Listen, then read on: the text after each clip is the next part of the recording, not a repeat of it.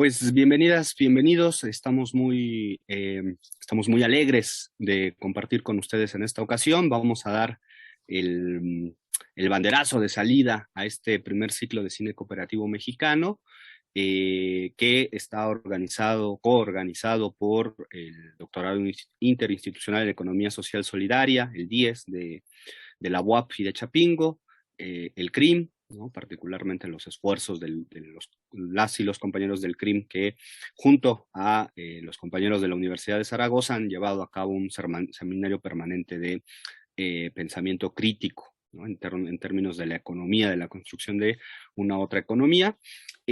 Vamos a tener el día de hoy el comentario a propósito de la película Bandera Rota. Agradecemos al doctor Juan José Rojas y me parece que también Nacho López, que nos ayudaron a lograr acceder a la película, por medio de la página de la familia, ¿no? Que tiene las películas de Retes. Hay posibilidad de verlas ahora, lo cual es muy bueno. Vamos a comenzar con las palabras del doctor Alfredo Castellanos, del Departamento de Sociología Rural de la Universidad Autónoma de Chapingo. Bueno, ante todo saludarlos, ¿no? Y agradecer la atención de los compañeros del doctorado interinstitucional de Economía Social y Solidaria, con siglas 10. A ver si esa es la calificación que obtienen, yo creo que sí. Entonces, bueno, pues agradecer el gesto de que podamos dirigirnos a ustedes justamente para fomentar otras de las maneras en las cuales, digamos, de manera didáctica, pero también muy comprensiva, formativa, y que se expresa en este ciclo, precisamente con las películas que tienen que ver, o sea, con las creaciones cinematográficas, de videos, que tienen que ver con la cooperativa, ¿no? O sea, con las luchas cooperativas, las organizaciones cooperativas. Y bueno, pues celebramos que ustedes se animen a hacer esto y que los estudiantes los acompañen totalmente en esta labor, porque sí hay que escoger con mucha propiedad también los comentaristas, ¿no? Y bueno, pues estar muy preparado para asimilar. Entonces, que todo esto aproveche en la formación de todos, de profesores y alumnos, ¿no? O sea, porque son ejemplos plásticos para que justamente la gente cavile, medite, piense, pero también actúe en la formación precisamente de las organizaciones, ¿no? Eso es lo que les puedo decir. Muchas gracias a todos ustedes. Muchas gracias por sus palabras, doctor Castellanos. Bueno, pues un poco para quienes están acá acompañándonos, el ciclo del cine tiene la finalidad tanto de mostrar la producción de las cooperativas de cine en este caso, como atajar algunos de los problemas que en los espacios que se han construido en términos académicos llevan el nombre de el desmontaje de los mitos económicos, ¿no? Entonces es un doble propósito, un doble sendero que nos ha resultado muy atractivo y que efectivamente es un intento de ampliar las miradas, ¿no? Vamos a pasar al primer comentario, que va a correr a cargo de Jorge Santoyo, quien fue productor ejecutivo y actor de la película que convocaba esta semana. En el cartel aparece junto al nombre de Gabriel Rete su nombre, y bueno, seguramente nos será muy rica su participación y su perspectiva, ¿no? Como actor directo, digamos, como partícipe directo de esta experiencia. Entonces, por favor. Sí, muchas gracias por la invitación. Yo creo que Bandera Rota fue creada a través de la cooperativa Río Miscuac en 1978, que es importante tener algunos antecedentes respecto a la formación de la gente que veníamos y que conformamos este proyecto. De alguna manera somos gente que en nuestra preparatoria nos tocó el momento de 1968, y de alguna manera pues ahí ya se vislumbraba la necesidad de romper con el autoritarismo y lograr una mejor libertad de expresión. Entonces, desde ahí se desprendió el cine marginal, el cine Super 8, que fue una importante herramienta para todas estas cooperativas de cine marginal, que de ahí venía toda la generación pues, previa a la mía, que vienen Serfons, Casals, todos estos grupos. Y luego viene, bueno, no hay que olvidarse la parte de Echeverría, donde pues, el Banco Cinematográfico queda en manos del hermano del presidente, que él era actor y líder de la Asociación Nacional de Actores. Entonces, de alguna manera sí le dio una perspectiva de impulso a esta nueva generación, donde se abrieron los sindicatos, antes estaban cerrados, y todo ese cine independiente que se había gestado fue abrigado por el financiamiento del Estado, ¿no? Al tener en manos todo lo que era pues, las empresas de producción, de distribución, de exhibición, de promoción, que es muy importante que darse cuenta que en ese momento todavía había una industria porque pues, lo que se producía tenía la posibilidad de recuperarse en su propio mercado, ¿no? Después de Echeverría, pues viene López Portillo. De hecho, a nosotros lo que nos permitió a Gabriel Retz y a mí ingresar en la parte de 35 milímetros en la industria fue una película en Super 8 que se llamó Los Años Duros, basada en una novela de Jesús Díaz, autor cubano, y que nos dio la oportunidad de acceder al cine industrial, donde pues, debutamos con Chin al T-8, que fue un gran éxito comercial, y eso accidentalmente que entró a la cartelera sin previa publicidad, porque en ese momento se dio una huelga de distribuidores norteamericanos. Entonces, pues entró Chin en las grandes salas de ese momento, y bueno, pues a la semana hubo más salas y más salas, fue todo un gran éxito, y retomando toda la parte de cine de barrio, y sobre todo, pues con un sentido, pues, que es sensible, no sé, en donde queríamos exponer la parte humana, ¿no? Y la realidad que nos circunda. Y bueno, después de Chin hicimos Nuevo Mundo en 1976. Nuevo Mundo es una película que confronta lo que son las visiones de cómo se dio la colonización, más bien la catequización de la gente, en donde pues, había una corriente dentro de la Santa Inquisición, que era exterminar a los indígenas o asimilarlos.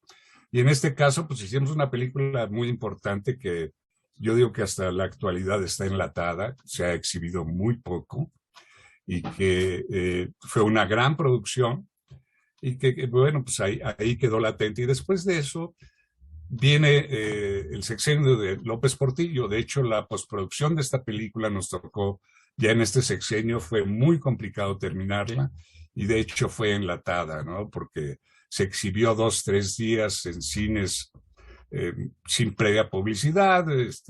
Hubo ahí algunos conatos de violencia, parecer, porque pues la postura es de que las imágenes de las vírgenes son creadas por una necesidad social, económica, política, ¿no? Entonces, ante esta circunstancia, el Estado se empezó a cerrar. Pues surgió la posibilidad de que ya había una historia que se había generado con Gabriel y con don Ignacio Retes, que se llamó Bandera Rota, la historia de un crimen, ¿no? Entonces, en ese momento, en efecto, del Estado le llamaron a Gabriel y dijeron, oye, nos interesa mucho tu guión, pero pues sí queremos otros actores. Gabriel regresó a la oficina y nos dijo, oye, pues, ¿qué hacemos? O sea, ¿quién comprar la historia? Yo la dirijo, pero pues nadie más. Entonces ahí fue el punto en donde dijimos, bueno, pues, ¿qué hacemos? Pues vamos a producirla nosotros, vamos a hacerla en cooperativa, porque justamente toda esta corriente que les digo de los directores anteriores, de Fons, Olchovich, todos ellos, habían creado una empresa de directores asociados, S.A., que fue la que fue muy apoyada por el Banco Cinematográfico. Y ellos, viendo cómo venía la situación con López Portillo, crearon una cooperativa en 1976 que se llama Cooperativa Río Mixcoac, y que pues, Gabriel era parte de ella, y yo le dije a Gabriel, pues vamos a hacerla en cooperativa, ¿no? Pues, digo, vamos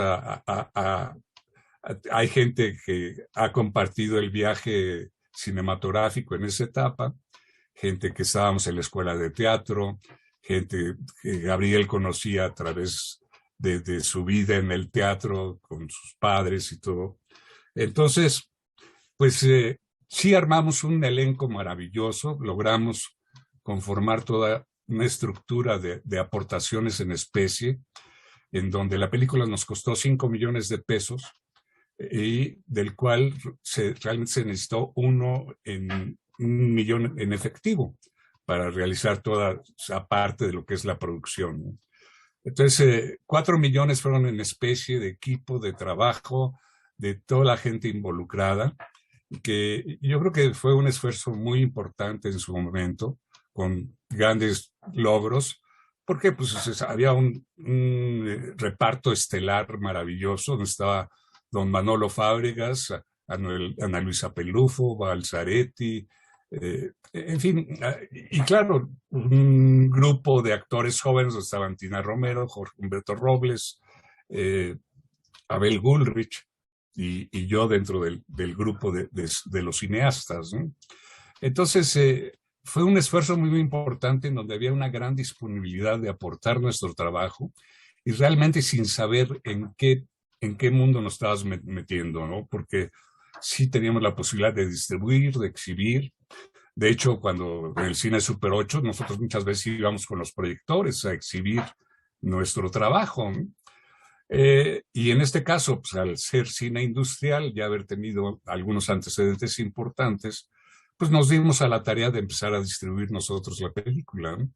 Entonces, en este sentido, fuimos, creo que la última película que contrató la compañía operadora de teatros de la que se estaba deshaciendo ya el Estado. Entonces logramos entrar en las salas, y fue muy curioso porque empezaban a ver estas multisalas, ¿no? Había 3 salas. Yo recuerdo que cuando se estrenó Bandera Rota, se estrenaba Superman y se estrenaba 1900, ¿no? Entonces estábamos Superman, 1900 y Bandera Rota. Pero claro, para nosotros era una gran oportunidad, porque nos conjuntamos en brigadas, en donde actores, algunos técnicos, nos íbamos a diferentes cines a vigilar y a promover que vieran nuestra película, ¿no? Y al final ofrecíamos un diálogo entre el espectador y nosotros, los creadores, ¿no?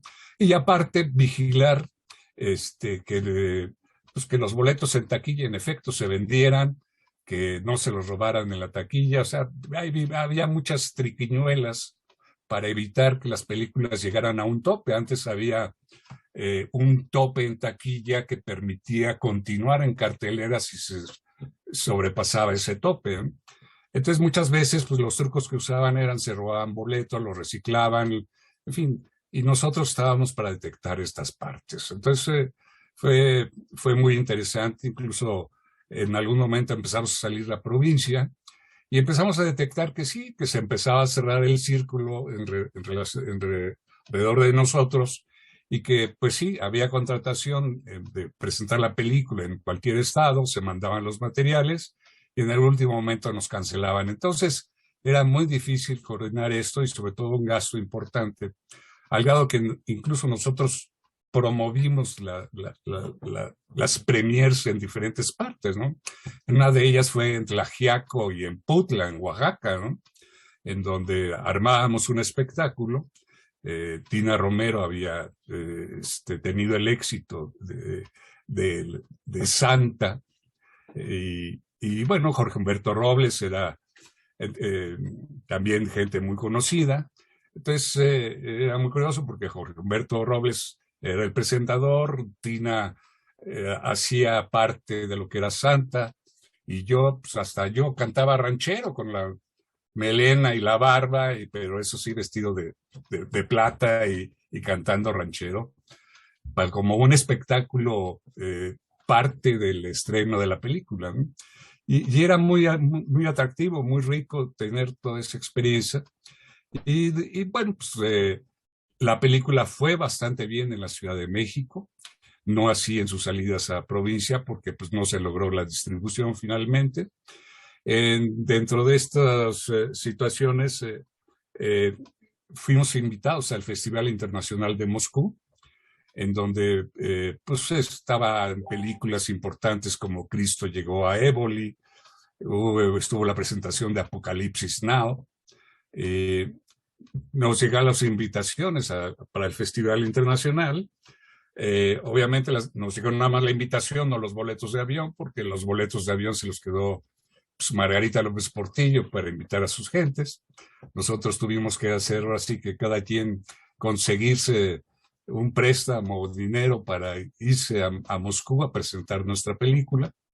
Y pues, lo cual fue una gran experiencia porque pues de alguna manera a mí en lo personal me hizo ver la potencialidad y la capacidad que tiene una obra cinematográfica de transmitirse a través de la luz en cualquier cultura, en cualquier contexto y ser bien recibida.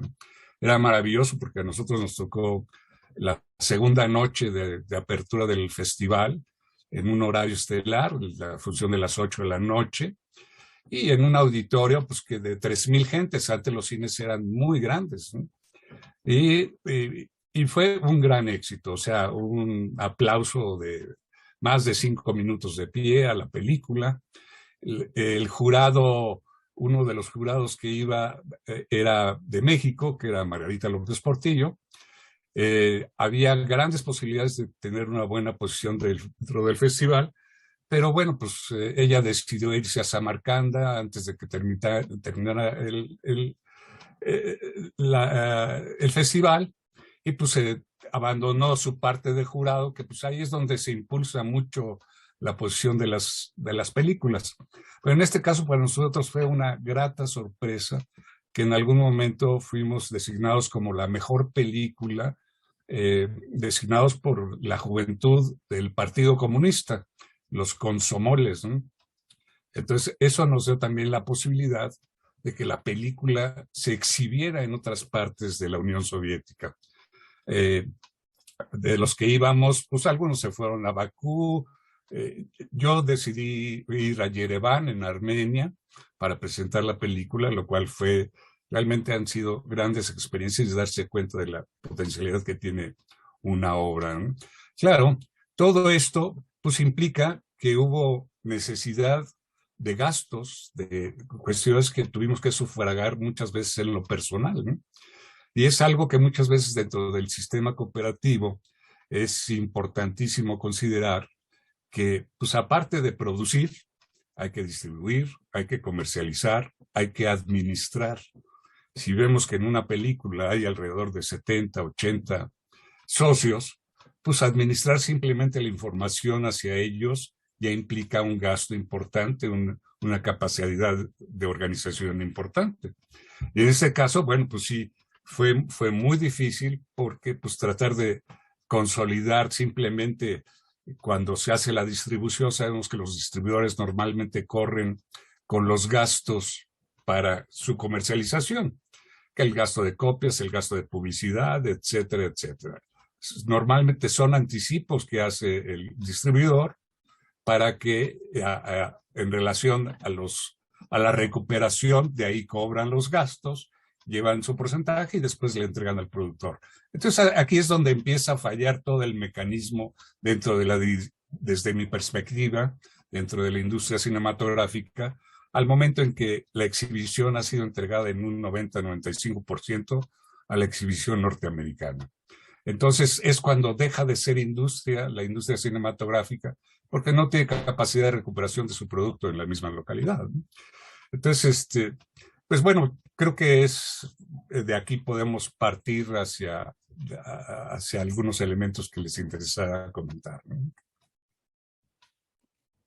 Muchas gracias, Jorge. Tu participación. Bueno, en este momento donde hay tendencias de negar la cultura rusa y lo que significaba, que está en un conflicto en este momento, es muy importante, ¿no? Recordar esa irradiación, ¿no? Que señalas. Y además, tu recuento nos demuestra los vínculos literatura-cine, ¿no? Bueno, Armando Ramírez, desgraciadamente ya no está con nosotros, un gran escritor de esta ciudad, ¿no? Y Jesús Díaz, ¿no? Que en ese momento era un muy importante intelectual de la Revolución Cubana, ¿no? Después, Premio Casas de las Américas. Sí. Premio Casas de las Américas, un personaje muy, muy brillante, ¿no? Entonces, bueno, pues te agradecemos mucho, Jorge. Seguramente suscitará muchas intervenciones tu experiencia que nos has contado, y vamos a darle la palabra ahora bueno, va a tomar la palabra ahora, la palabra ya la tiene, la doctora Isis Saavedra, que es profesora investigadora en el Departamento de Relaciones Sociales de la UAM Xochimilco, y tiene una larga trayectoria, un conjunto de publicaciones muy interesantes a propósito del cine. Entonces es una voz muy reconocida en ese campo, y le agradecemos que haya aceptado la invitación. Además, es ahora la directora de la revista Veredas, ¿no? que publica la UAM Xochimilco. Muchas gracias, Isis. Gracias a ustedes.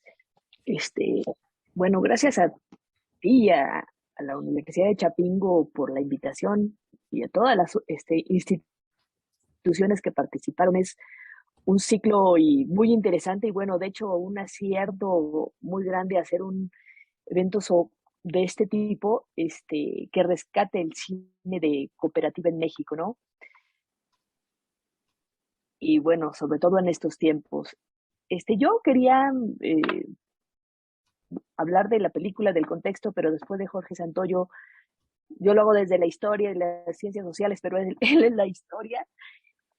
Entonces, trataré de agregar algunas cosas, porque bueno, fue bastante interesante todo lo que acaba de comentar, y bueno, pues si él vivió la película, poco o algunas cosas nada más tendré que decir. Entonces, bueno, como decía yo, desde una mirada a largo plazo de la historia del cine mexicano, bueno, creo que esta época del cine en cooperativa fue una época pues muy entusiasta, muy honesta por la forma de tratar de hacer cine en un momento en que pues, las condiciones de producción, las políticas estaban pues, complicando las cosas, ¿no? Y bueno, algo que me parece muy interesante es que justo Jorge Santoyo lo confirma, porque la propia película está permeada como de este espíritu revolucionario de los jóvenes, ¿no? Bueno, que están tratando de hacer un cine diferente, un cine crítico, un cine social. Entonces, bueno, creo que fue una época muy creativa, y fue una época además muy importante para la sobrevivencia del cine independiente y del cine de calidad, en un tiempo que además pues ya se veía venir el cine de ficheras, el cine de narcos, que a partir de las políticas justamente de Margarita López Portillo, pues digamos que abrieron las puertas, ¿no? También los productores privados no tenían, bueno, lo que les interesaba era rescatar, que fue lo que sucedió después, rescatar sus inversiones, y entonces se fueron por un cine comercial y de muy poca calidad. Entonces, bueno, algo de lo que me gustaría también hablar es un poco del contexto del cine en cooperativas, que tuvo sus primeras manifestaciones en la década de 1940. Es como un antecedente justo a lo que comentó Jorge Santoyo.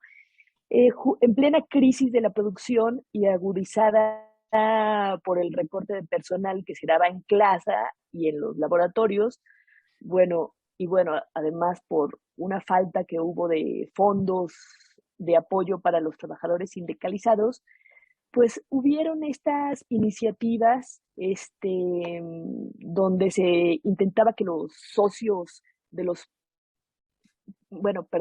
se intentaba convertir en socios a los productores fomentando la producción con una parte de su salario. Sin embargo, pues no fue aceptada esta propuesta, pero bueno, empezaba a germinar, ¿no? A fines de los 40 y principios de los 50, surgió una de las primeras cooperativas que fue Alianza Cinematográfica, que realizó aproximadamente 16 películas y participaron actrices como María Félix, Silvia Pinal.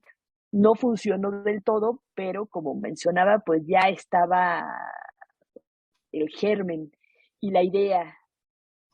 Además, bueno, era un momento en que había un gran auge económico del cine mexicano, ¿no? En el sexenio de Echeverría, como mencionó Jorge Santoyo, pues la idea siguió germinando. Sin embargo, también lo cierto es que el cine en esta época, a partir de esta apertura cinematográfica que promovió Echeverría después de el movimiento de 68, donde buscaba, pues, de alguna manera reconciliarse con las clases medias, con los intelectuales, con los jóvenes, bueno, pues tampoco es que hubieran tanta necesidad, ¿no? De cooperativas, aunque bueno, ahí estaban pues ciertos movimientos. Y precisamente de ahí la importancia tan grande de la cooperativa Río Miscuac, porque bueno, pues ya después de la ruptura en el sexenio de José López Portillo, con Margarita López Portillo, que prácticamente dejó sin apoyo el cine, este tipo de cine mexicano, bueno, pues el cine en cooperativa era como pues la forma de sobrevivencia, ¿no?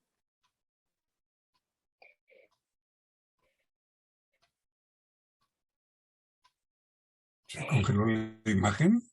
Mm, bueno, ¿se congeló la imagen o?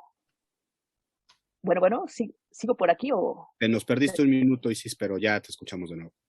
Ah, bueno, digamos que los antecedentes son más o menos esto y ya Jorge Santoyo habló ampliamente de ello. Ahora lo que quisiera, bueno, lo que por ahí Si me investigué. permites, nada más comentar algo. Ajá, claro. Aquí, como dices, estos antecedentes, durante el sexenio de Echeverría se dio la producción de películas en paquete. Claro. Era una coproducción entre el Estado y los trabajadores.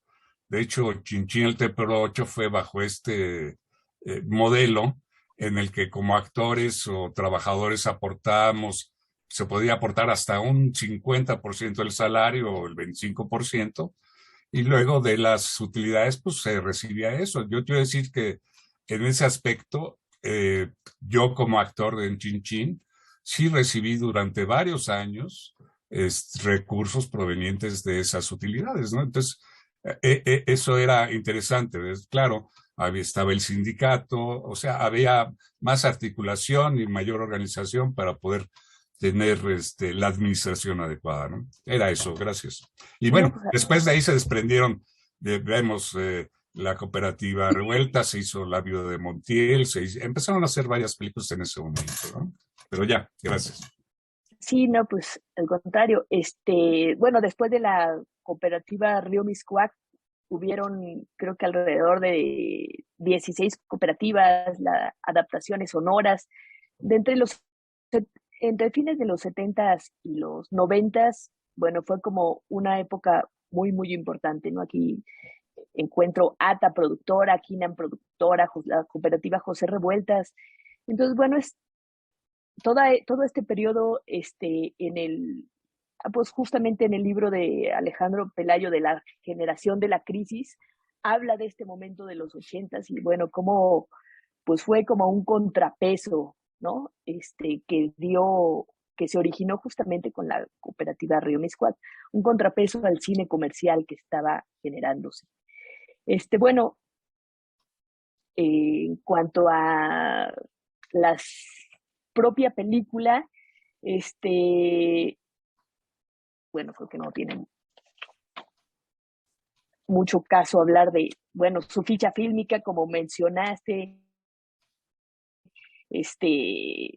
locaciones en el Desierto de los Leones, en la Ciudad de México, es una película que tiene 95 minutos, dura 95 minutos y bueno, un acierto y algo muy, muy importante fue este regreso al cine de Manolo Fábregas y Ana Luisa Pelufo, ¿no? Que no se, bueno, Ana Luisa Pelufo se ve muy brevemente, sin embargo es así como, pues, Fundamental.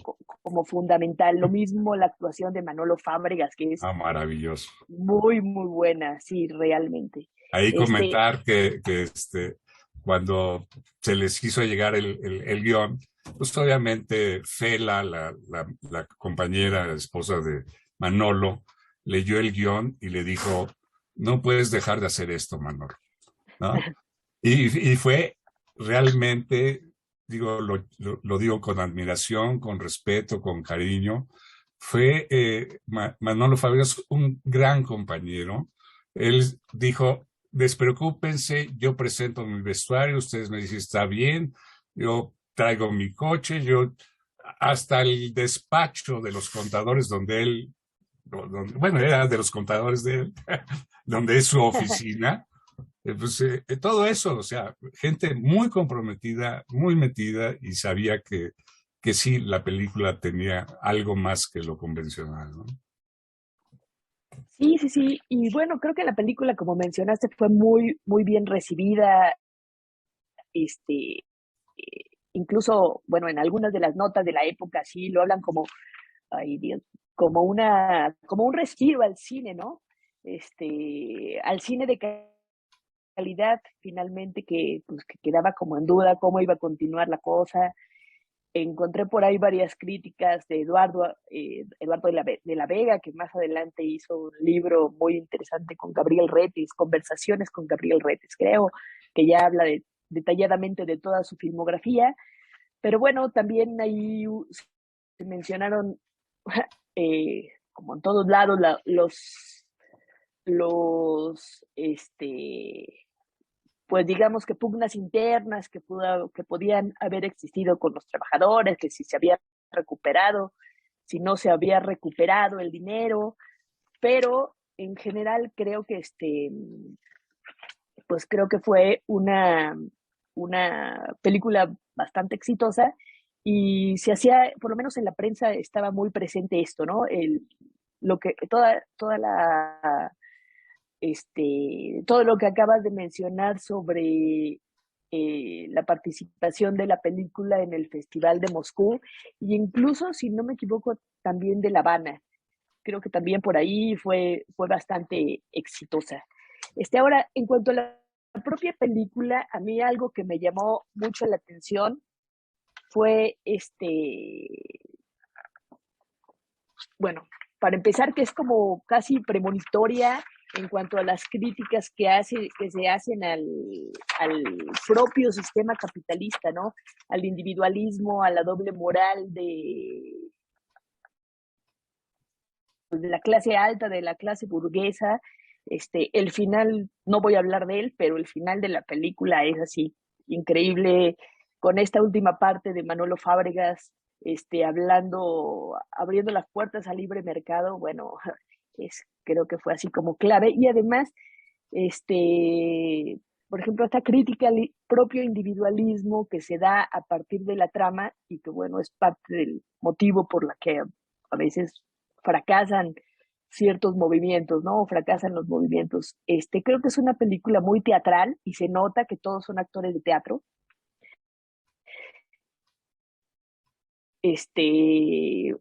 O sea, muy, muy bien formados. El lenguaje cinematográfico también, creo que hay una experimentación de Gabriel Retes, ¿no? Con la cámara subjetiva. De repente hay tomas así que casi nos marean porque están tratando de transmitir que el protagonista o que el actor que el personaje está mareado. Entonces, bueno, eso me llamó mucho la atención, que la propia película es muy experimental. Y bueno, también por ahí yo vi una crítica consciente o inconsciente, no lo sé, a las relaciones entre hombres y mujeres, ¿no? Esto que se habla actualmente, conocido como el pacto patriarcal, está como sugerido de alguna manera en todo el desarrollo de la trama.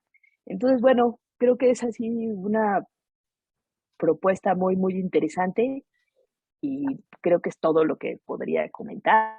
Muchas gracias y fue un gusto haber estado aquí. Muchas gracias, doctora Isis. Nos ha dado ahí unas nociones importantes, ¿no? De la construcción, ¿no? Particularmente esto último que decías, ¿no? Muy, muy interesante volver a ver incluso, ¿no? Pensando, buscando estos elementos. Bueno, te agradecemos mucho, Isis. Al contrario.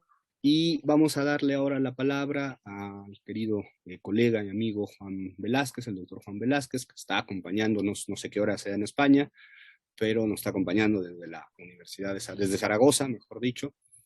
Nos da mucho gusto volverte a ver, Juan, y por favor, puedes, es tu momento. Muy buenas tardes desde aquí, desde España. Es un placer estar con ustedes y sobre todo, pues, después de las intervenciones de Jorge Santoyo y Isis Saavedra, pues la verdad es que no sé, me cuesta, ¿no? Formular, porque claro, yo he visto la película desde un contexto bastante distinto, ¿no? O desde un punto de vista diferente, ¿no? De todas formas, antes de empezar, quería dar de verdad la enhorabuena al equipo organizador, porque la verdad es que tal y como ha salido este ciclo, tal y como lo han planteado, me parece una apuesta muy, muy interesante y un tipo de conexión muy rica entre el cine, entre el compromiso social, entre la reflexión en torno a la economía. Así que mi enhorabuena por adelantado, ¿no? Y como les decía, yo, claro, me encuentro viendo esta película desde intentando aportar algo a ustedes en esta reflexión, pero viendo la película desde el extrañamiento, ¿no? Cultural, también social, también histórico, ¿verdad? Pero también el interés, ¿no? Por también el modo en que desde el cine cooperativo se aborda el compromiso social, el compromiso político, la crítica social en su realidad mexicana, ¿no? Muy, muy interesante. Y por eso simplemente les quería pues, proponer en unos minutitos unos puntos de reflexión. También son los que me ha sugerido con más intensidad la película, el contenido del film. Y sobre todo me ha llamado la atención un muy interesante entrecruzamiento y confusión entre modos de vida, modos de pensar la vida, ideologías podríamos decir, y modos de querer vivir la vida, de aspiraciones, de ideales. Por una parte, esos de la élite social, económica, capitalista, de ese contexto mexicano que es pues eso, tan neoliberal, ¿no? Ese contexto que ustedes conocen mucho mejor. Y por otra parte, ese grupo de artistas marginales, soñadores, revolucionarios, ¿no? Y me resulta muy interesante como un crimen pasional, un crimen privado, un crimen familiar, que sin embargo para el mundo burgués es a la vez algo muy público, muy político, ¿no? No existe esa diferencia tan clara entre lo público y lo privado, ¿verdad? Ese crimen es un motivo de fusión y de confusión de modos de vida, de ideologías, de ideales, sobre todo en la figura del ingeniero. Eso es como el punto de interés del contenido de la película. Y lo que me llevaba a la reflexión, ¿no? O la cuestión de fondo, que veo también y que además hay muchísimas líneas, por supuesto, de interés en el contenido y en el argumento, pero esa cuestión de fondo tal vez más social, económica, me preguntaban, ¿no? ¿Hasta qué punto o qué margen social y político hay para el cambio en modelos económicos, en el modelo económico? ¿De dónde proviene el cambio y dónde se sitúan los ejes de la transformación de las sociedades, ¿no? Si están en las prácticas y en políticas concretas o en el fondo de las mismas.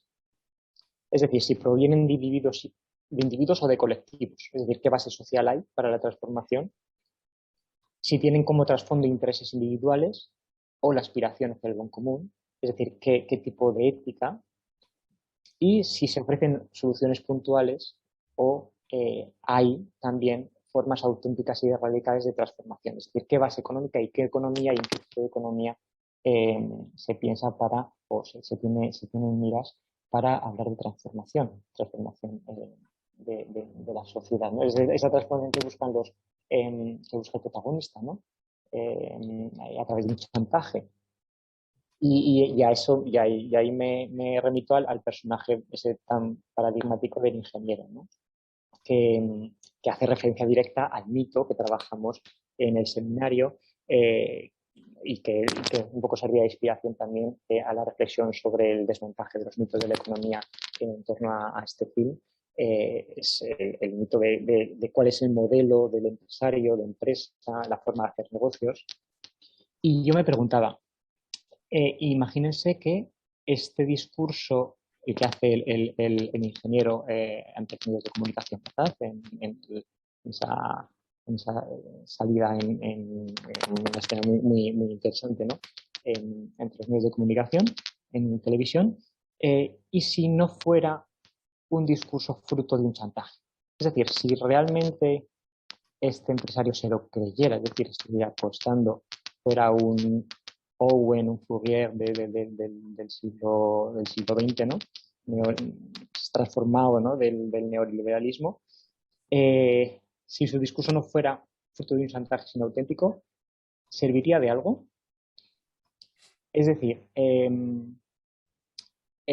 o bien estaría movido él también, ¿no? por dinámicas de poder que él mismo no cuestiona, ¿no? Es decir, que si la transformación es solo por parte de individuos poderosos,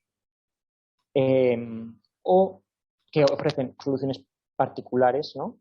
O si los motivos de transformación social y económica realmente han de provenir de otro lugar, ¿no? Del colectivo, de la base social, de otro lugar, ¿no? De otro lugar, yo creo que desde el que también piensa la economía social y solidaria, ¿no? Que ustedes también conocen.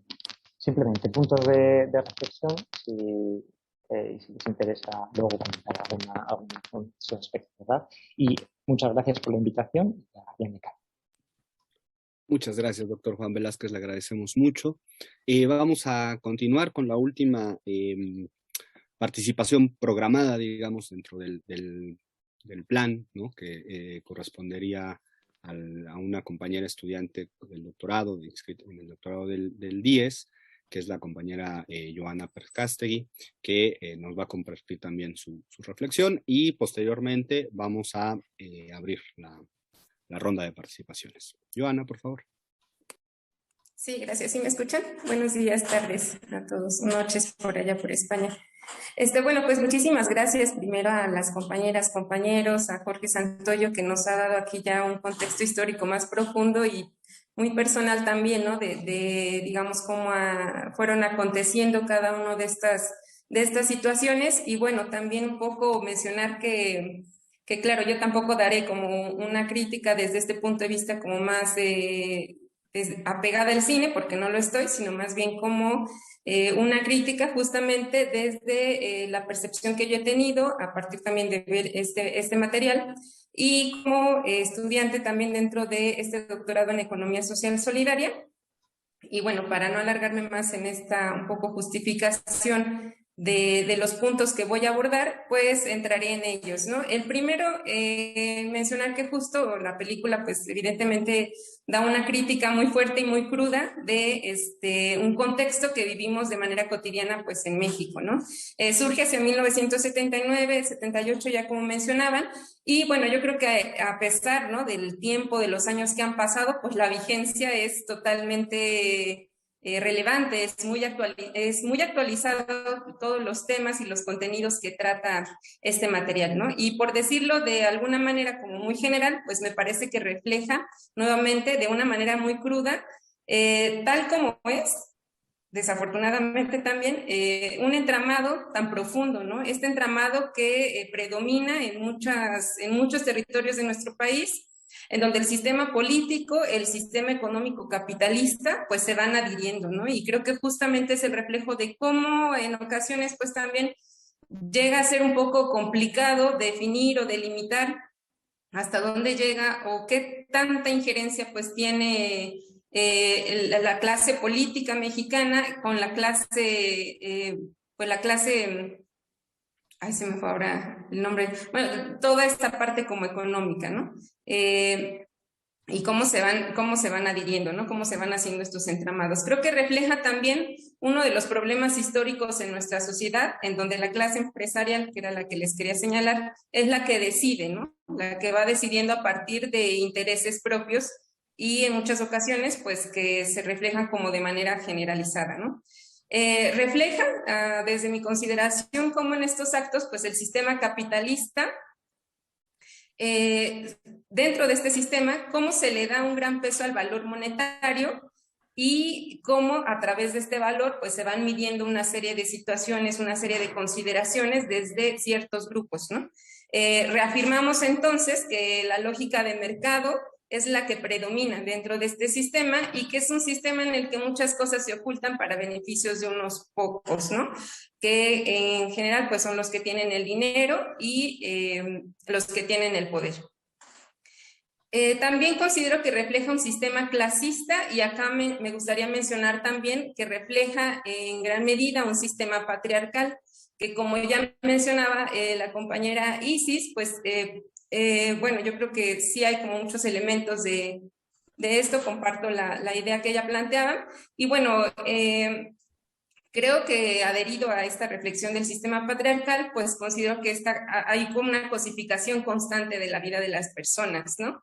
La historia que se presenta en sí mismo, pues ya es como tal una mercantilización, yo lo llamaría así, de algunas prácticas, o la mayoría de las prácticas que se vienen haciendo y de esta, digamos, como estos objetos, esta cosificación que se hace de las personas y esta es cómo se va generando un sistema de cambio, ¿no? A partir de esta cosificación, hay un sistema de cambio de la vida de las personas, por la vida de las personas, ¿no? Por el cuerpo de las personas. Y en el caso de las mujeres, por ejemplo, considero que igual hay una cosificación constante, ¿no?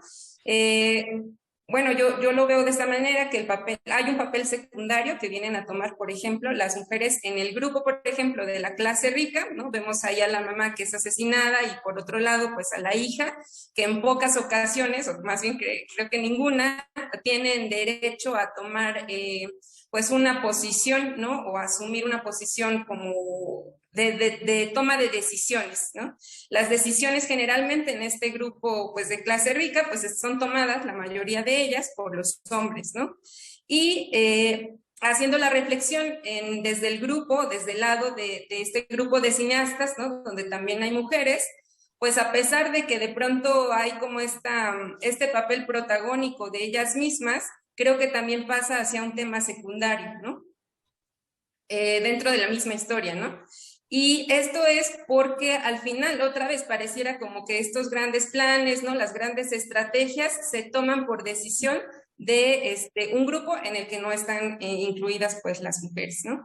Eso me gustaría detenerme un poco ahí y, pues, qué decir del tema de la violencia, ¿no? Y al final con estas imágenes también tan crudas que nos pasaban ya casi en la última parte de la película, pues hablar también que el tema de la violencia es pues muy fuerte y también, ya no sé ahora cómo calificarla, ¿no? Pero también hay cierta disparidad también, y no sé, es como algo muy crudo, lo dejaría así, porque es algo que creo que profundiza mucho y puede llegar justo, que toca fibras como muy, pues, no sé, dentro de cada una de las personas. Creo que justamente este tipo de violencia, pues no quiero decir que es igual para hombres y mujeres, evidentemente tampoco así, pero sí que hay ciertos métodos específicos para el tratamiento, no sé, de este tipo de violencia, tanto en la corporalidad de las mujeres como de los hombres, ¿no? Y que eso no justifica en ningún momento la violencia que reprime, ¿no? A ambos. Y por otro lado, pues ya, y para ir finalizando, en relación a la producción del mismo material de la propia película, y con todo el marco también que Jorge Santoyo nos daba al inicio, pues reflexionar en torno a nuestros consumos, que justamente pues la reunión de hoy estaba ligada al mito sobre el motor económico y el mercado de consumo, ¿no? Y reflexionando en todo esto, bueno, yo pensaba que generalmente, por ejemplo, de dónde provienen estas grandes producciones cinematográficas, ¿no? ¿Quiénes son los que pueden y tienen la capacidad de realizar, ¿no?, estas grandes producciones? Por otro lado, también, ¿qué discursos sostienen esos contenidos a los que la mayoría de las personas tiene acceso? Justamente también en esta cuestión del acceso, ¿cuál es la disponibilidad que tenemos las personas para adquirir ciertos materiales cinematográficos? Y pues mencionar que igual de manera personal, pues considero que el cine hollywoodense y el modelo de los contenidos que este sostiene, pues está por todos lados, ¿no? Y que me parece que hay elementos constantes dentro de estos mismos contenidos, ¿no? Creo que, o al menos de las historias como cotidianas, son historias aspiracionistas, ¿no? Historias donde héroes, ¿no? Y que la mayoría, pues, de ellos son de una clase específica, ¿no? Salvan a otra clase o a otras personas. Y también otra vez el tema del patriarcado, ¿no? Creo que hay que reflexionar justamente sobre este tema del consumo también dentro de estos espacios. Y bueno, pues reafirmar que el mito, ¿no? Sigue prevaleciendo, al menos en, digamos, el contenido de la película, ¿no? Mencionaba ahí el mito que hay un modelo de empresario exitoso que, digamos, que en el que este éxito pues va a depender de su esfuerzo, ¿no? Que el empresario haga y que se valora por la cifra de beneficios de su empresa, ¿no? También el mito pues sostiene que cuanto más se consume, mejor funciona la economía. Y bueno, pues ahí dejaría esos elementos nada más. Vamos a abrir la ronda de participaciones. Muchas gracias, Joana. También, por supuesto, estamos en un buen momento para agradecer a las compañeras de estudiantes del DIES y colegas que hacen posible esta reunión. Isabel, Azucena, ¿no? Que, bueno, colaboran decididamente en la construcción de esta idea y que, bueno, el propio trabajo del ciclo es un trabajo operativo, ¿no? En ese sentido. Vamos con la primera participación, la maestra Diana Méndez, después me apunto yo, también yo quisiera decir algunas ideas que tengo a propósito de esto, y se pueden ir apuntando tanto en el chat como pues usando el Zoom. Esto ya está Isabel. Entonces, por favor, vamos con, si quieren, Diana, Isabel, y después yo. Pues muchas gracias por sus interesantes comentarios. Ha sido una sesión muy rica. Tenemos la vista desde dentro de la realización, el punto de vista más académico y de investigación, y también pues de nuestra colega estudiante.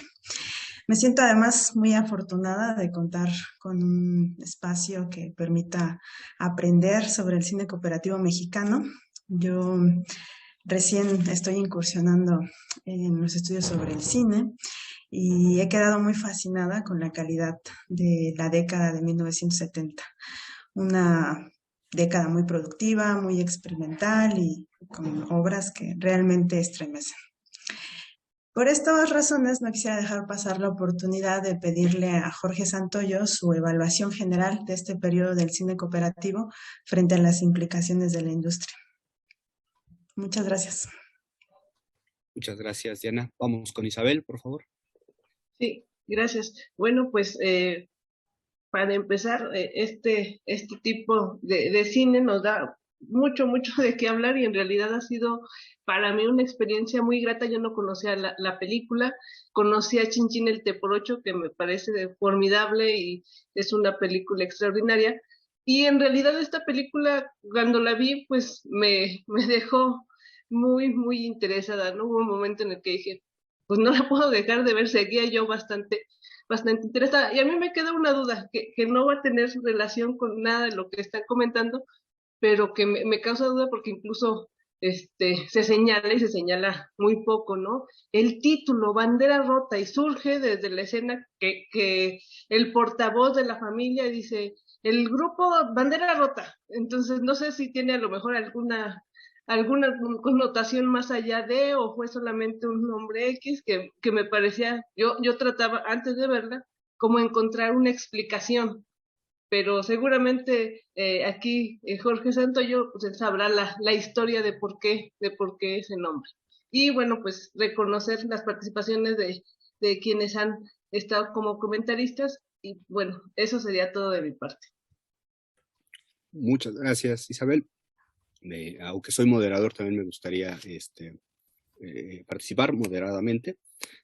Primero, bueno, yo particularmente soy un militante del cine de Gabriel Retes, entonces tener a Jorge y escucharlo acá me parece una cosa impresionante. Puedo recordar de memoria las frases del Bulto, ¿no? Cuando llega borracho el actor y dice: tus amigos no conocen a Lenin, ¿no? Y grita desesperado del mundo que ya no, del otro, el nuevo mundo, ¿no? Entonces el cine de Retes es muy convocante, y bueno, tenerte acá, Jorge, pues siempre es muy, muy, muy, muy rico, verdaderamente una oportunidad inigualable. 2 o 3 ideas, ¿no? Para abonar en la discusión. Primero, es muy interesante, me parece que le dieron una vuelta de tuerca a un montón de temas. No sé si consciente o inconscientemente, pero salió maravilloso porque tenemos el crimen, ¿no? Es decir, de nuevo la vinculación crimen-capitalismo es una vinculación muy importante, ¿no? Es una máxima brechtiana, ¿no? ¿Cuál es el crimen? Fundar el banco o robarlo, ¿no? Entonces un poco esta idea, ¿no? Del crimen ligado al capitalismo de manera indeleble, incluso en las personificaciones, ¿no? Un poco este crimen, ¿no? O esta idea del crimen. Y aquí lo interesante y la vuelta de tuerca es que no es el crimen el que permite la riqueza, pero la riqueza ya está, sino es el crimen el que posibilita el ascenso político, ¿no? Y el ejercicio de someter a la voluntad del empresario mediante el chantaje, pero no es un chantaje mercantilizado, no es un chantaje por dinero, no es un chantaje ideológico que le da la vuelta, ¿no? A mí me parece, como historia, me parece fascinante esta idea, ¿no? Del uso del chantaje, ¿no? Para agarrar y para tomar los últimos coletazos del discurso obrerista. Estamos a nada en el México del siglo XX del fin del cine, del discurso obrerista, ¿no? Del discurso de las clases populares. Acabaron los populistas, ¿no? Viene la época de los tecnócratas, ¿no? Que es este personaje que, como decía Isis, ¿no? Le está abriendo la puerta ya al final al libre mercado, ¿no? Y la otra, la última idea que me surge, bueno, dos últimas cosas. Una es el desgarro, ¿no? La comunidad, ¿no? De cineastas rota por la represión, pero que se reactiva, ¿no? Que reaviva a partir de otros personajes, ¿no? Es decir, como este círculo interminable, ¿no? Por parte de quienes buscan la transformación, en este caso radical, de la sociedad. Y la última, y que esa sí es una pregunta directa, Jorge, hay una par de escenas en el estudio, ¿no? Donde hay carteles, ¿no? Hay muchos carteles, ¿no? Y uno, como es muy chismoso, se pone a ver. Creo distinguir a algunos cubanos, algunas películas cubanas, creo distinguir a Jorge Sanginés, me parece que es Ucamao o alguna película parecida.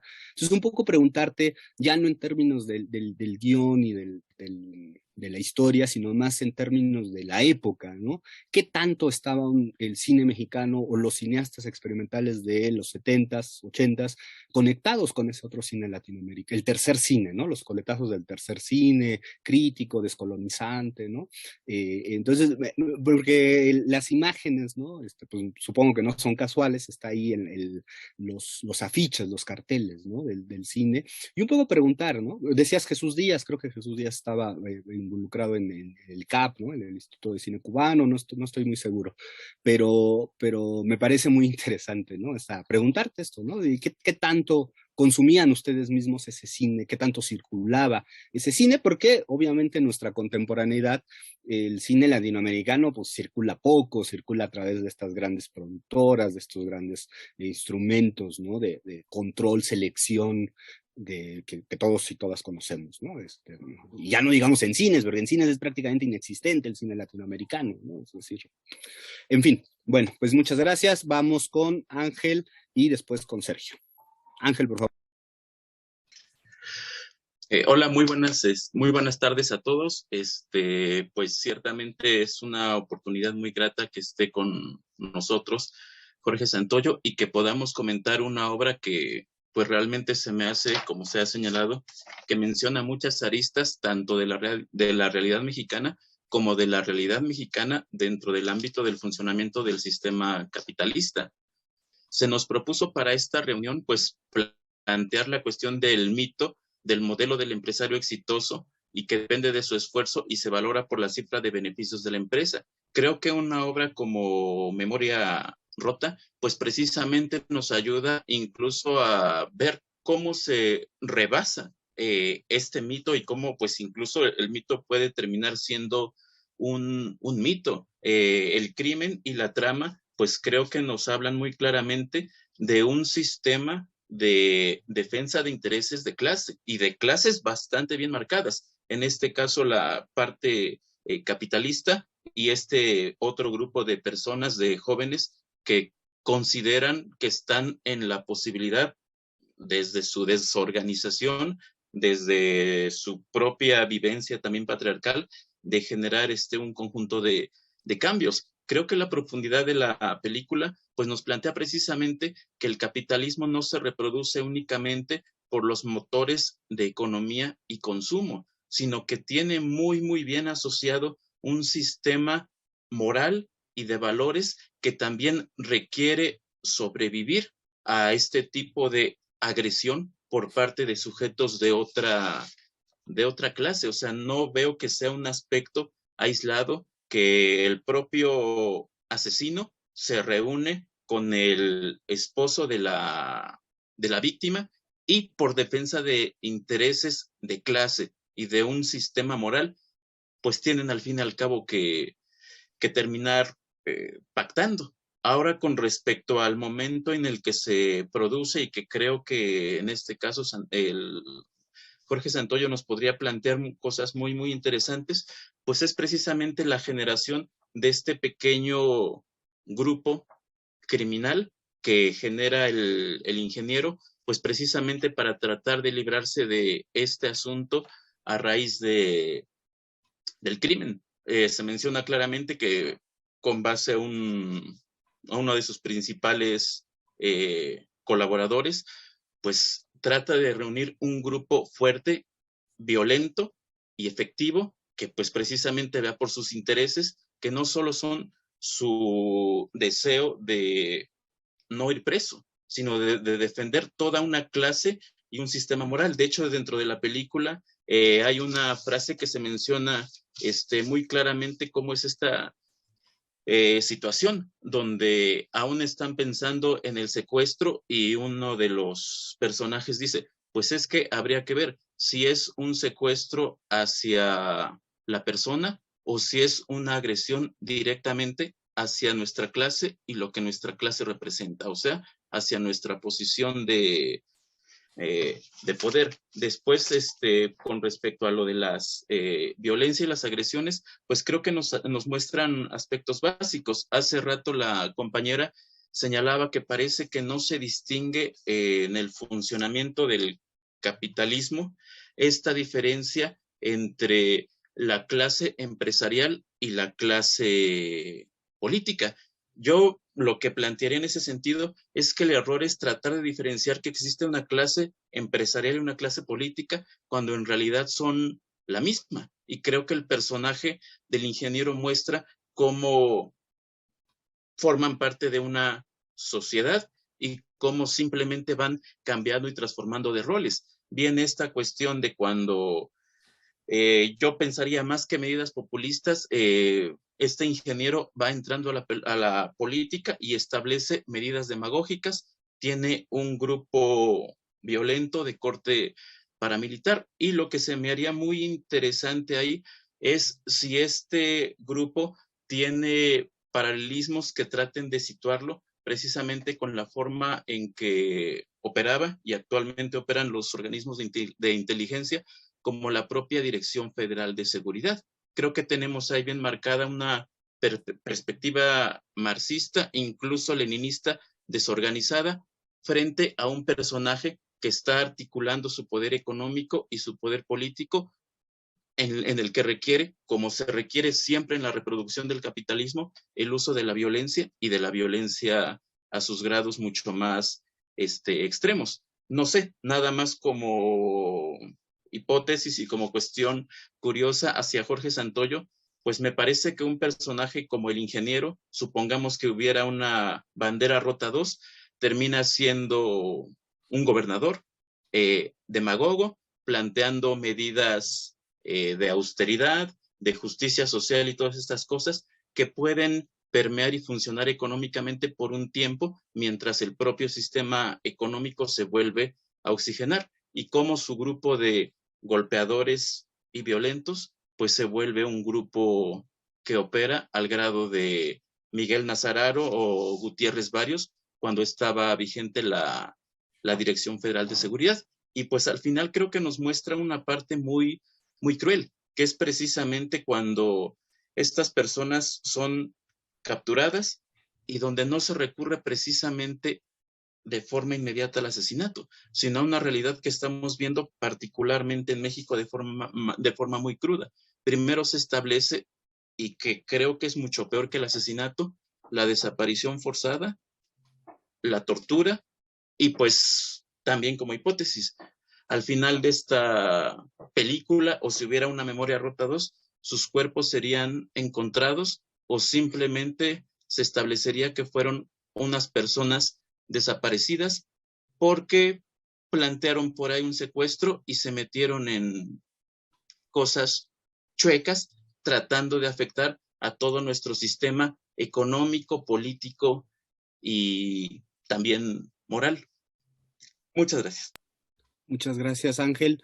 Vamos con dos últimas participaciones para cerrar esta ronda, más la que colocó Nacho López, que la leo ahora después de las participaciones de los compañeros, y permitimos una nueva reflexión por parte de Jorge, por supuesto, pero también de Isis y de Juan, ¿no? Que sería importante volverlos a escuchar. Entonces, Sergio, por favor. Sí, hola, buenas tardes a todas, a todos. Pues llama la atención primeramente el año de la película, en este primer acercamiento que tenemos con Gabriel Retes. Yo pertenezco a coordino un cineclub, estamos organizados como sociedad cooperativa y pues la filmografía de Gabriel pues es importantísima, es de gran importancia, de suma importancia en el cine mexicano. Llama la atención también esta parte de, la película te arrastra en el drama. La verdad es de que la historia te atrapa, es una historia que, pues como ya comentó hace rato nuestra compañera, dice, bueno, ¿en qué va a terminar? Y luego, ¿qué van a hacer? Y están grabando y ya grabaron una escena de crimen. Es un crimen pasional, a lo mejor desde el inicio te lo está ya como insinuando que probablemente pueda hacer eso. La historia también tiene que ver con que a lo mejor si le ponemos 2022, pues podría encajar con lo que nosotros estamos viviendo actualmente. El hecho de las desapariciones forzadas. Y nuestro cine está en este momento lleno de historias de las desapariciones. Desafortunadamente, pues tenemos ese tipo de historias, y yo comento a los demás compañeros y en los debates que tenemos en el Cineclub de Foro Arteria. Justo ayer exhibimos la película una película de desaparecidos, Mensaje Interrumpido, que es una película de desaparecidos de los periodistas. Entonces, comentamos pues la trascendencia y la importancia que tiene de poder nosotros documentar lo que está ocurriendo en nuestro país. Desafortunadamente, pues son las historias de feminicidios, de desapariciones. Esta película, pues, en los años finales de los años 70 narra perfectamente bien lo que ocurría. Ya Jorge Santoyo nos explicó la cercanía que se tiene con el 68. De momento, pues, cómo finaliza la película, pues desapareciendo, asesinando a estos cineastas, que también muchos de ellos pues eran estudiantes. Y bueno, con el tema que nos converge el día de hoy, que es precisamente el mercado de consumo modelo empresarial exitoso, pues notamos aquí, subrayamos la al gran empresario, al modelo exitoso que es Arizpe, que es, bueno, posteriormente se revela que es el asesino. Y pues también este modelo que se tenía en ese momento de la gente exitosa, ¿no? Una sola compañía televisiva es la que agarra y pues les hace las entrevistas. O sea, todo está así como estaba en aquellos entonces, ¿no? Y digo estaba porque pues a partir del año 2000 dimos una apertura importante con el uso del Internet a diferentes modalidades de comunicación, ¿sí? O sea, claro ejemplo lo tenemos ahorita con lo que ocurrió desafortunadamente en el estadio de la Corregidora, pero que pues afortunadamente gracias a los teléfonos pudimos casi estar observando lo que estaba pasando y mucha gente pues fue rescatada y no trascendió de más todavía la situación grave que se vivió en el estadio, justo precisamente por el tema de las redes sociales. Pero en ese momento pues existía solamente una sola estación de radio, los teléfonos, ¿no? De disco de los años 70, finales de los años 70.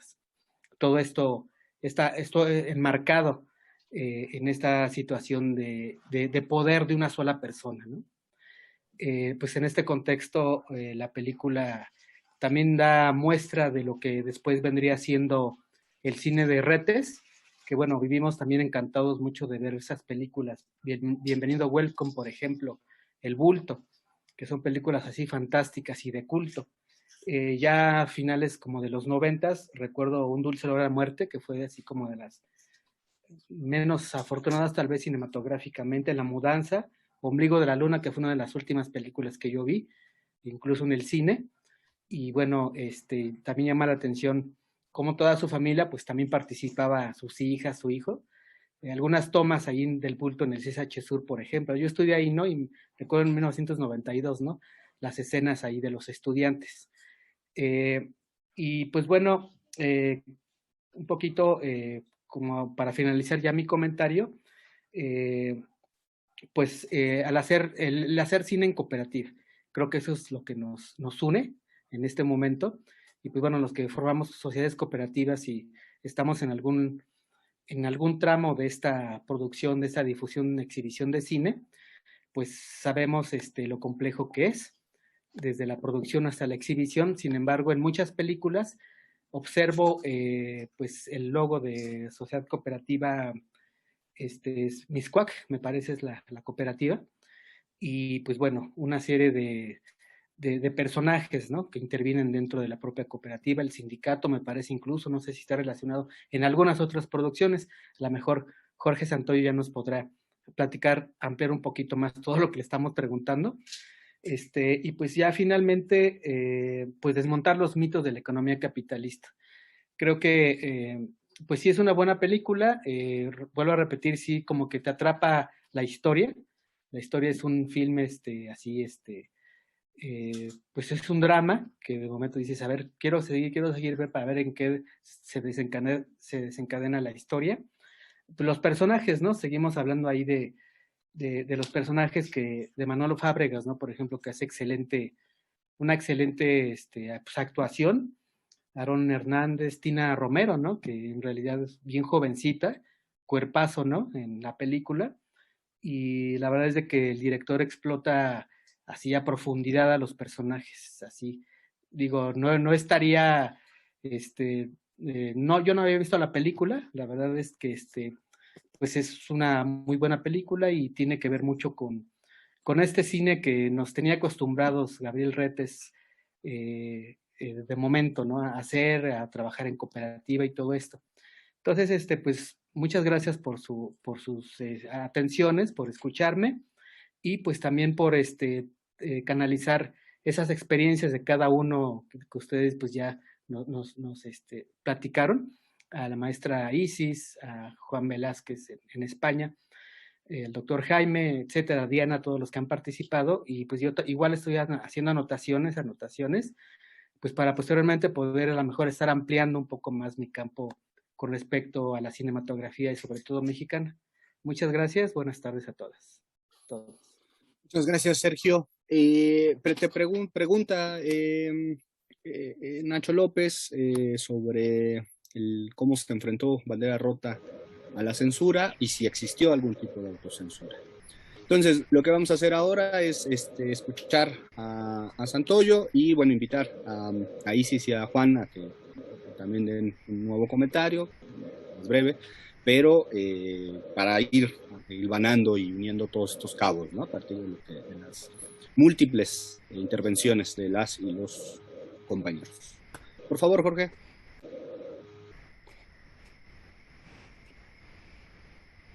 Tienes tu micrófono apagado, Jorge, perdón. Bueno. ¿Ahora sí ya? Ahora sí. Cuando hablan de repercusión en la industria, pues de alguna manera fue fundamental porque fue el momento en que el Estado se retrae de la producción para estos cineastas con otra visión, se dan prioridad al cine de ficheras y todo este tipo de cine erótico y que de alguna manera abre un cauce diferente este tipo de películas. Por ejemplo, La viuda de Montiel fue producida por la cooperativa Revueltas y fue a dar hasta el Oscar, ¿no? Fue designada como la posibilidad de ser una de las películas extranjeras. En fin, yo creo que sí fue muy importante, más que nada en la formación de cuadros de la gente. Yo creo que había un sentido de colaboración, de compromiso muy específico de la gente que nos dedicábamos a esto, bueno, en un área, ¿no? Que no buscábamos ni ser famosos, sino utilizar los medios, en este caso el cine, como una herramienta de sensibilización, ¿no? Y claro, tratamos de pugnar por abrir espacios de exhibición, los cuales pues el Estado nunca permitió. O sea, de alguna manera siempre Estados Unidos ha utilizado al cine y después los medios audiovisuales como una estrategia ahora sí que ideológica, ¿no? Entonces sí ha sido muy difícil y esa parte de la exhibición yo creo que ha sido lo más complejo, ¿no? Luego, el nombre de Bandera Rota. Pues en este caso, toda la gente que colaborábamos, la mayoría, traíamos una extracción teatral. O sea, de alguna manera había un sentido, una metodología, un trabajo, el trabajo de improvisación, el trabajo de lograr secuencias, de lograr cosas, y que en este caso Gabriel, con esa gran habilidad y talento, siempre sabía escuchar y conformar e ir tejiendo las ideas. Y en este caso, pues bueno, don Ignacio Retes fue pieza importante que colaboró en el guión, en concretarlo. Y Bandera Rota, pues de alguna manera es cuando se rompe, es tratar de destrozar una bandera, ¿no? De romper una ideología y todo esto. Claro, surge de la nada de un empresario que diga Bandera Rota, porque pues también piensan en ese tipo de fracaso de ese tipo de luchas, ¿no? Entonces sí, fue intencional, no fue un mero accidente, ¿no? Luego, en la galería, claro, pues había ahí pintura de Arnold Belkin, de Fanny Ravel, o sea, todo era pues obviamente un escenario creado y claro, teníamos un gran contacto también con el cine cubano. En ese momento ya era la corriente del nuevo cine latinoamericano. Se había creado también aquí en México la empresa de distribución Zafra, que nos ayudó mucho a traer material de diferentes partes de Iberoamérica, porque pues antes uno de las cosas que nos alimentaban cinematográficamente eran los cineclubs, donde llegaban corrientes de diferentes partes del mundo y podíamos formarnos a través de los cineclubs. Pero esto se fue como perdiendo en esencia y esta participación de estos carteles y todo eso, pues había un diseño gráfico maravilloso de muchos de ellos. Hay colecciones de diseño gráfico de pósters cubanos sensacionales. Y bueno, pues de alguna manera el contexto en lo que estos personajes se manejaban, ¿no? De alguna manera reflejaban ahí su ideología. Luego del grupo violento, que bueno, pues es que siempre ha existido esa parte, ¿no? O sea, esos grupos violentos que se insertan, que investigan, en este caso, pues lo que da al traste con toda la estrategia que va atendiendo el grupo es, pues, finalmente la ambición de uno de ellos, el egoísmo y la incapacidad de comprender que lo que estaban haciendo era más importante que lograr un beneficio propio. Y pues claro, al momento en que se pone en contacto, pues todas las estrategias que hay de comunicación pues hacen que se dé esta liga y puedan aprender a todo el grupo, ¿no? Claro, ahí pues siempre ha habido esa parte pues, por llamarlo inteligencia, astucia, en el sentido de armar elementos que en caso de que me suceda algo, ¿dónde deposito las cosas para que tengan una continuidad? En este caso fue mandar copias de esta película sin que nadie más supiera. En este caso siempre hay un líder. Creo que sí, siempre se necesita el liderazgo, independientemente si es en cooperativa, si es un elemento artístico, porque pues la responsabilidad siempre cae en alguien, ¿no? Y que debe de ser apoyada por todo un grupo y que crea en eso, ¿no? Entonces, ahí es donde entra un poco la discusión de decir, pues muchas veces el liderazgo puede crear ceguera y ambición, como lo hemos visto en algunos casos, pero en este caso uno de los integrantes pues es el que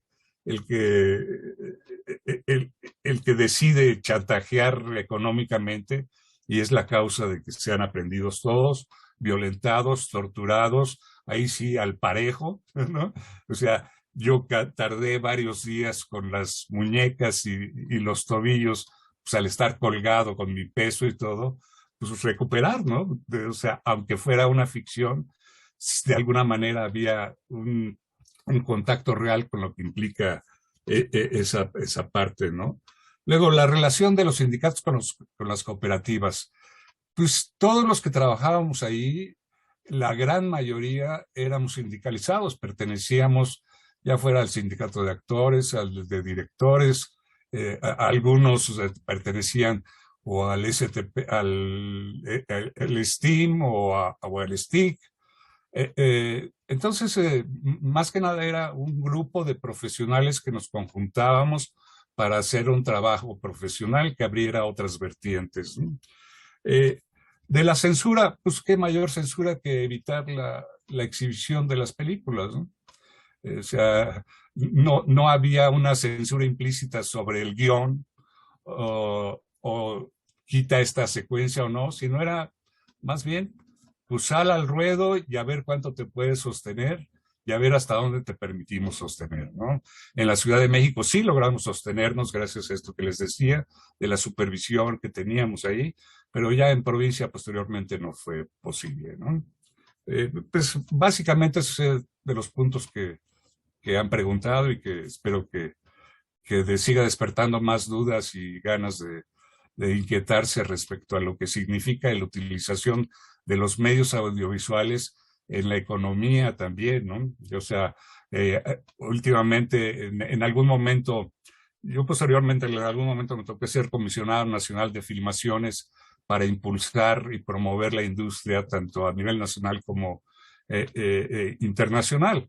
Y decían, pero es que todo el dinero se está yendo a fondos perdidos. No, se les demostró a través de estudios, decir que cada recurso que pone el Estado tiene un efecto multiplicador que hace que se recupere ese recurso y tenga mayores beneficios. El que no llegue el beneficio al productor, que siempre es el más lastimado, o al actor, o a quienes producen las cosas, eso es otra cosa, ¿no?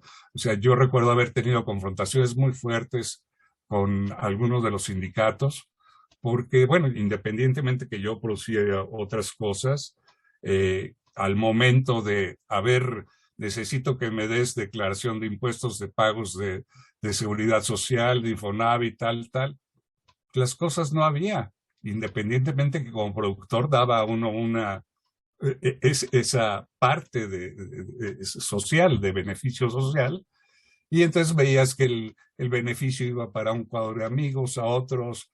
Entonces, una incertidumbre en donde vimos que también el sistema sindical pues era totalmente cooptado.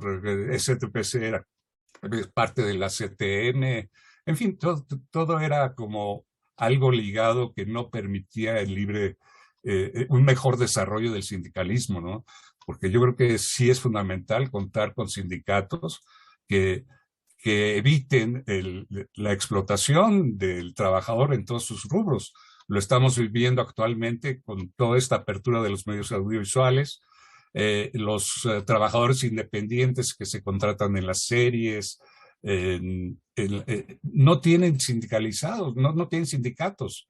Entonces no hay contrato colectivo, entonces las horas de trabajo se pueden ir ad eternum, lo cual que cuando si no hay el descanso suficiente, es un proceso creativo e industrial muy importante, que si no se hacen estos considerandos, se va desgastando a la gente y se empieza a crear un grave peligro dentro del set, porque estar en un set es como estar en un ruedo, ¿no? Ahí sí se arriesga la vida y se da todo, ¿no? Entonces, pues, espero que siga despertando más inquietud de este tema, ¿no? Jorge, solo una cosa, tú nos recordaste al principio que competían con Superman y con Novecento, la de 1980 de Bellucci, sí. Bertolucci. Ah, bueno. Era una competencia dura, entonces tenían la ventaja de que duraban menos las otras dos, ¿no?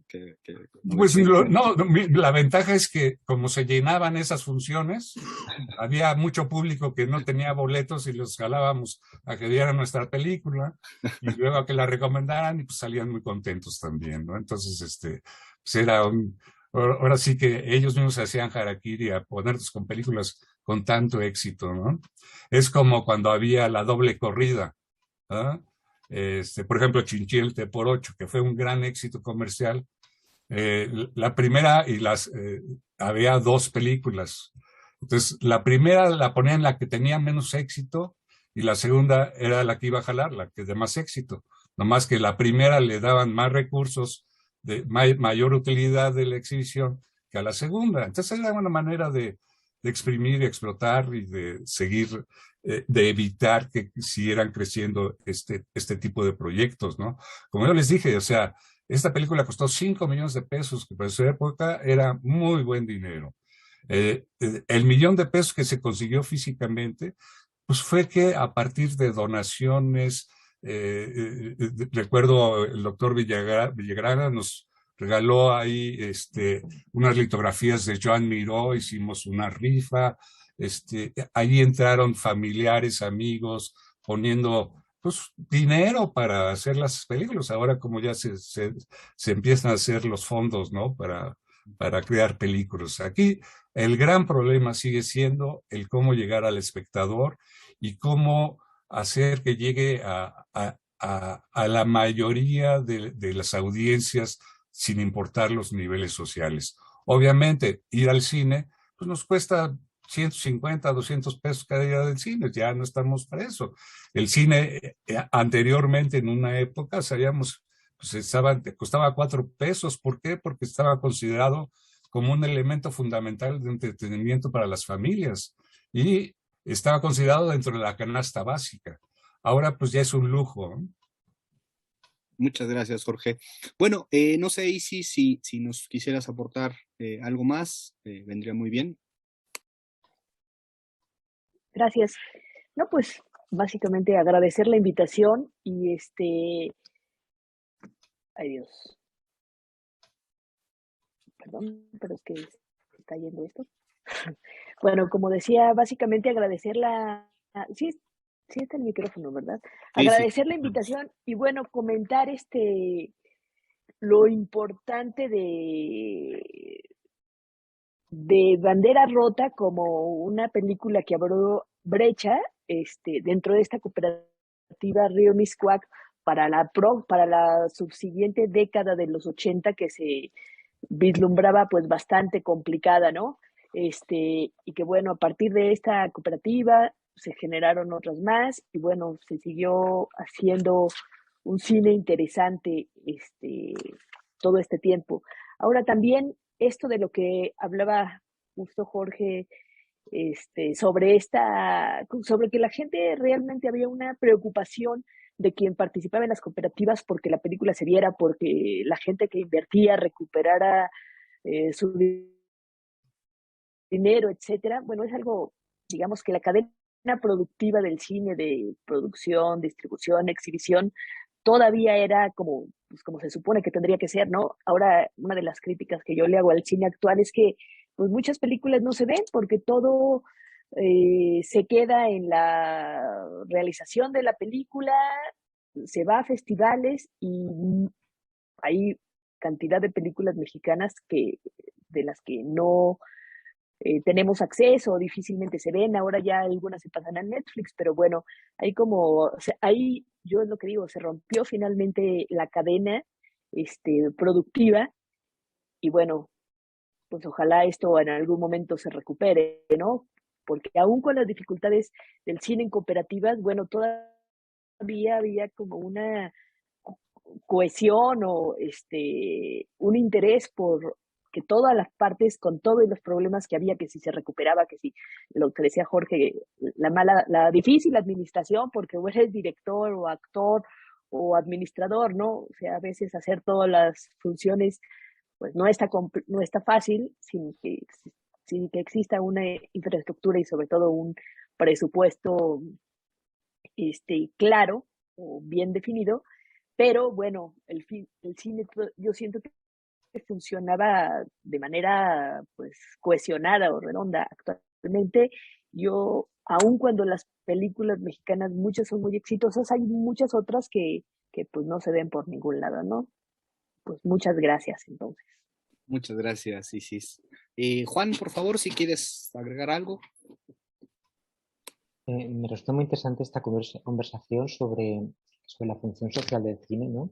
Y cómo, de alguna forma, se pierde, se ha perdido, ¿no? Esa importancia que tenía los años 70, los años 80, el cine como una forma de llegar de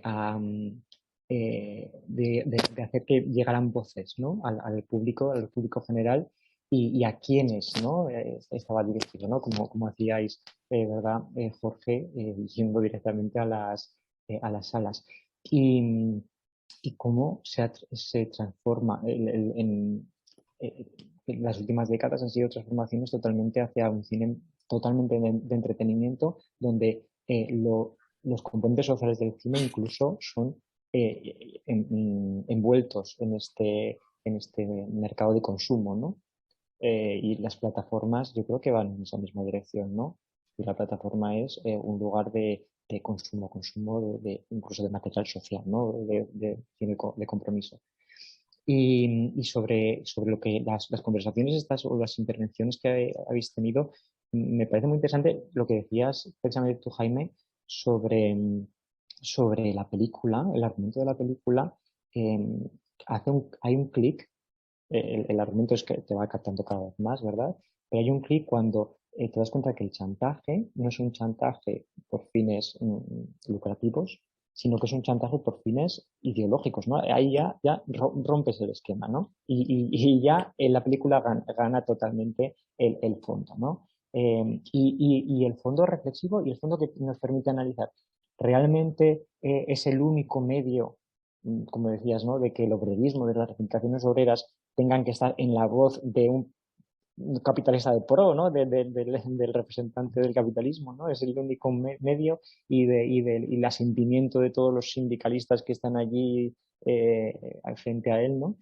es curioso, ¿no? Y hace que pensar. Y luego también el modo en que se realiza ese chantaje ideológico, ¿no? Y las personajes, muy interesante cómo se sitúan y cómo aparecen personificados en los personajes muy bien las posturas ante revolucionarias, por así decirlo, ¿no? El ideólogo que lleva la bandera, ¿no? Que rompe, que lleva la bandera como protagonista, pero Tony, ¿verdad? Como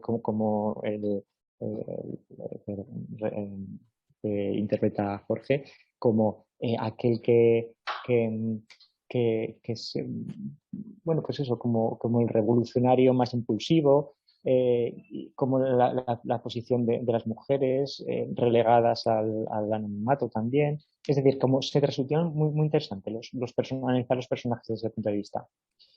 Y